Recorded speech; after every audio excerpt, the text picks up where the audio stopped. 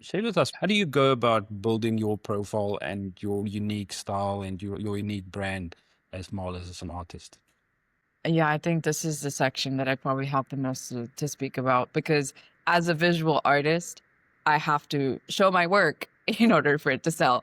And this is something that I think initially I had to get out of my own way of thinking like the work is really good and it'll sell itself. There is no such thing. And or that if you post one picture or what, you show your painting once, it's good enough, it should sell. That's not the case, sadly. So yeah, the element of really showing the work is probably something that I spend my most time on. And it's something that has the biggest return on investment is showing my work, marketing, talking about the art, sharing the process and the behind the scenes, also sharing things like about my life and like how I run the business and things that are outside of maybe just the painting. So it's the whole brand image of the artist and the business that I think is really important. And I see that more and more in mega successful artists that are independent artists now. And it's sharing the story, it's sharing the process and creating that online presence that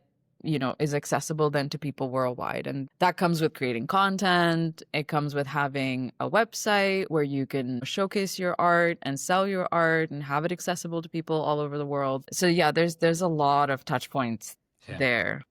Definitely. And I think it's really important to focus on that if it's something that you're serious about doing as an artist, to have your ducks in a row when it comes to, okay, this is, I want to sell my art, but now I need to find ways to share it and market it. And so I've had to learn that over the Yeah. years and keep tweaking and keep learning and keep growing in Yeah. that sense. I mean, Yeah. I found it very inspiring and valuable to look at the process of artists creating their art, and not even artists only, artisans. Like I see a carpenter showing on social media Mm-hmm. how they actually craft a beautiful table and the care and attention that goes into it. I think that is now accessible to artists, and I think artists should probably use that more and more to show what goes into Yeah. creating this piece of art, how much care, how much planning, how much attention to detail. Has that been like tactically, strategically for you to, as a building value and a building brand mechanism? For sure. 100%. I think that people love to see the process. They love to see the behind the scenes. I mean, it's amazing that you get to see the painting, but it's also this like dopamine hit that you get from watching the process and then seeing the Yeah, finished piece. It's almost like when the artist is creating it, you get that hit of dopamine when you're done and you're making the art. But then even when you watch a video, it's like that, at the very end when they reveal the painting or you see, the flow of the colors and all the minor little yeah, details and stuff.